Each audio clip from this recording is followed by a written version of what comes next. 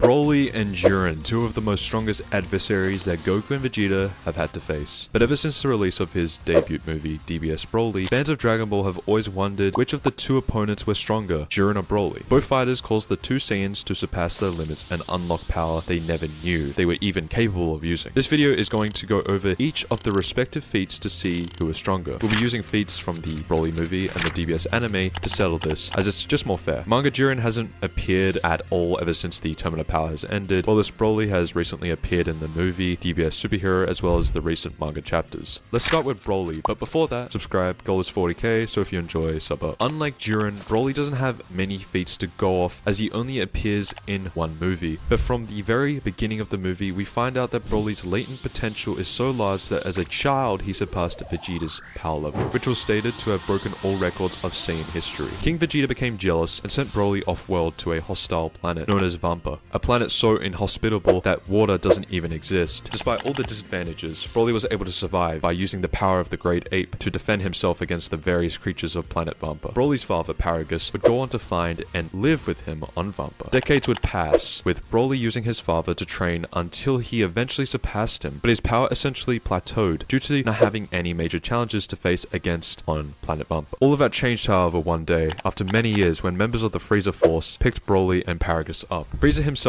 offered Paragus an opportunity to gain revenge on King Vegeta through his son, Prince Vegeta. Paragus immediately took the opportunity and used Broly's strength in order to defeat Vegeta. Keep in mind that not only is his fight against Vegeta his real battle, but his biggest challenge yet due to lacking battle experience. Despite this large disadvantage, Broly is able to slowly adapt to Vegeta's power and techniques. At first his movements are quite clumsy, he doesn't even know how to control his own power, but blow by blow and dodge by dodge, he's able to understand Vegeta's power even more. Broly's potential aside, due to his Saiyan physiology, he's able to grow stronger as he fights. Vegeta goes from only needing to fight Broly in a very suppressed base form to needing to transform to Super Saiyan to keep ahead of Broly. Keep in mind, Broly hasn't even transformed yet, and he's pushing Vegeta this far. Eventually, Broly does briefly begin to tap into the power of a unique transformation known as the Ikari form. The Ikari form isn't anything special like Super Saiyan. The only visual difference is that the user bulks up and gains a light green aura. In terms of power, however, you can think of it as a Saiyan assessing the power of the Great Ape without physically transforming into one. The Great Ape form is powerful, but its weakness is that it's extremely hard to control for inexperienced users and causes them to go berserk. As we see during OG Dragon Ball, whenever Goku transformed into a Great Ape, he wasn't able to control it. Gohan is also a good example of this, like in the Tree of Might movie from Dragon Ball Z. He forcibly transformed into a Great Ape by an evil Saiyan known as Turles and has absolutely no control over it. However, the main weakness of the Great Ape form is the lumbering movements it provides the user, which increases the user's power, but it causes it to be an easy target. The Ikari form essentially gives the user power and removes its huge weakness of being such a large transformation. Vegeta is then pushed to use Super Saiyan God, and just when he believes he's about to finish off Broly, he fully transforms into the Ikari form. Vegeta is able to keep up at first, but eventually he begins to get overwhelmed. Goku then decides to step in, but the fight becomes one-sided. Ikari Broly is absolutely demolishing base Goku, Super Saiyan God Goku, and even breaks through God Goku's God Bind, a technique that uses paralysis and traps the opponent. Eventually, Goku is forced to transform into Super Saiyan Blue, and all the form does is let Goku fight evenly with Broly. He doesn't surpass him. He is only able to fight evenly when tapping into Super Saiyan Blue. The DBS Broly movie guidebook states that the two prodigies, Goku and Broly, are equal. However, all of this changes when Vegeta intervenes in the fight. Not pleased with Broly's progress, he decides to speed up the fight by having Broly break through his limits. He does this by killing Paragus and then acting as if he was hit by a random stray blast. This causes Broly to lose control and absolutely snap, causing him to awaken his own Super Saiyan transformation, the multiplier being 50 times. But Broly as a Super Saiyan is so insanely powerful that Super Saiyan Blue Goku and Vegeta fighting in unison are no match. Broly is so powerful and growing in power that Goku and Vegeta have to run away. Not even Golden Frieza can defeat Broly. The same Golden Frieza who was stronger than Super Saiyan Blue Goku during Resurrection of F and equal to Super Saiyan Blue Goku before the Tournament of Power began. Goku and Vegeta have to resort to fusion in order to defeat Broly, and after two unsuccessful attempts, they were able to perfect the fusion dance and merge into Gogeta, the first time canonically. For a more extensive explanation explanation on the fusion dance, you can watch my Fusion vs Potara video, but regardless, the fusion dance grants the user a time limit of 30 minutes. Base Gogeta and Super Saiyan Broly clash against one another, and while Gogeta is doing far better than any of the other fighters Broly has faced, Broly is still adapting and growing stronger. Eventually, Gogeta decides that the best way to end the fight quickly is to transform into his strongest state, overpower Broly and defeat him before he can adapt. Once Gogeta turns Super Saiyan Blue, Broly is totally outclassed and doesn't land a single hit on him again. Gogeta Blue then defeats Broly, who gets teleported back to Vampa before he's killed by a Kamehameha. Goku eventually tracks down Broly and visits him, convincing him to train with him as he says that Broly's power is on another level. It's here that Goku states, Broly's power might surpass Beerus's. Keep the statement in mind since it'll be brought up again by the end of the video. So now let's move on to Jiren. Jiren's power has been made apparent before the Tournament of Power arc begins, with Toppo telling Goku that if he can't defeat him, he'll be no match for someone named Jiren. Keep in mind that at this point in time, Goku and Toppo were equal in power. Even with Super Saiyan Blue Kaioken, the two were close in power. Whis agrees and reveals that there's a rumor of a mortal existing in Universe 11 that surpasses his own God of Destruction. This same God of Destruction is stated to be stronger than Beerus by Whis himself. But who would you rather believe? Beerus, who is trying to make himself appear tough, or Whis, who's personally trained Beerus for hundreds of millions of years and has interacted with countless gods? Right from the get-go, we're given a very powerful image and explanation of the character that is Jiren, who's yet to make an appearance. Following DBS episode 109, Goku and Jiren finally face off. A very big match, by the way, crashed a lot of websites. And Jiren is everything he's been built up to be. No matter what form Goku taps into, no matter what technique he uses, Jiren is just too strong for him. It gets to the point where Goku taps into Super Saiyan God and Jiren is only using one finger to block his punches. The very same punches that clashed with Beerus all the way back during the Battle of Gods arc, and that was so powerful that they threatened to destroy the entire Dragon Ball macrocosm. Those same punches, which have logically gotten even stronger due to Goku growing in power as the story progresses, are being stopped by one finger. This isn't even Jiren at full power, or even a Jiren who's starting to show off his base power. He's still heavily suppressed when fighting Goku and hasn't even moved from his spot. It's only when Goku taps into Blue Kaioken that he's able to push Jiren back, but it's still all futile. Eventually, Goku relies on a spirit bomb with energy gathered from all the fighters of Universe 7 in order to defeat Jiren, but even that is still not strong enough. Even with Goku using Super Saiyan Blue Kaioken times 20 and pushing with all his might, Jiren is so strong that he literally blinks away Goku and the Universe 7 spirit bomb. Eventually, Goku taps into Ultra Instinct Omen and is able to give Jiren a better challenge, but the heat dies out and Goku is knocked back. Goku and Jiren then have their rematch during episode 129, and only then does Jiren start to show off some of his true power, the very power that has been stated to surpass the gods of destruction. And with a literal flick of the wrist, that power is dispelled by Goku, who's able to evolve and better get accustomed to Ultra Instinct, eventually tapping into Master Ultra Instinct. Master Ultra Instinct Goku is so strong that he's able to body Jiren, who's using his full power, counter, and dodge his attacks like it's nothing. It gets even crazier as Jiren, who was thought to be the strongest man in all 12 universes, is so overwhelmed that he has an awakening of his own and taps into his true power. Keep in mind that Jiren before his awakening was already stated time and time again to be above the gods of destruction. Goku goes on to achieve Master Ultra Instinct and surpass that Jiren, which would logically put him in that same realm of that Jiren is in, which allows him to surpass the gods. Jiren then goes on to awaken his true power and briefly surpass Mastered Ultra Instinct Goku, which is insane in terms of power scaling. But Goku moments later adapts to Jiren's true power and surpasses the same Jiren that just surpassed Master Ultra Instinct, which surpassed Jiren before he awakened his true power. This is all very confusing and quite a mouthful. So to keep it simple, just remember that Jiren's power and Goku, when he's in Master Ultra Instinct, should be above that of the gods due to numerous statements and scaling. Master Ultra Instinct Goku then goes on to defeat Jiren. However, before he can knock him out, his body gives out. It's only with the help of Android 17 and Frieza that he's able to defeat Jiren, crowning Universe 7 the winner of the Tournament of Power. Now that Jiren's section is complete, we can finally answer the question you've been all dying to know. Broly vs Jiren, who is stronger? If the answer wasn't obvious based on the feats and statements, Jiren is just undoubtedly the stronger of the two. Broly only has one statement of him having surpassed a god of destruction, and it isn't even concrete. It's stated by Goku, who, although he has seen Beerus fight twice, canonically in the DBS anime against Champa, he wouldn't be able to know the true extent of Beerus' true power. If the statement came from someone like Whis, a more reliable source, then it would make sense. Jiren, however, has multiple statements of him surpassing the god of destruction. The one that sticks out the most is Whis' statement of Jiren's power before we even meet. Goku and Jiren then go on to fight in episode 109, and a heavily suppressed Jiren is still stronger than a god of destruction. The main argument that some Dragon Ball fans have used to justify Broly over Jiren is the promo material for the DBS Broly movie, which hails Broly as the strongest enemy in history. You need to realize that promo material isn't really concrete when it comes to scaling, as to put it simply, it's BS, and used to hype up the fight. This wouldn't even apply to Broly, as if you analyze the movie, he's not even an enemy, and neither is Jiren. Broly and Jiren are simply opponents in the world of Dragon Ball. One is misguided and used as a tool for revenge, and the other is a wall that Goku and Vegeta have to overcome in order to save their universe. Broly at his strongest was stated to probably have surpassed a god, while Jiren at his weakest was confirmed to have surpassed a god. If Broly and Jiren were to fight 9 out of 10 times, Jiren would most likely defeat Broly. This is because Jiren would start to notice that Broly is getting stronger and adapting, and rather than bring out as much fight as he can within Broly, he'd prioritize the safety of innocence due to his role as a pride trooper. The only way I could see Broly beating Jiren is if Jiren somehow lets Broly grow in strength to the point where he can surpass him. And assuming Broly doesn't outright kill Jiren, Jiren would just break through his limits and defeat Broly anyway. So due to Jiren's scaling and arguments being more compelling compared to Broly, who has only a movie to go off of, and a lot of his best statements coming from promo material, Jiren is stronger.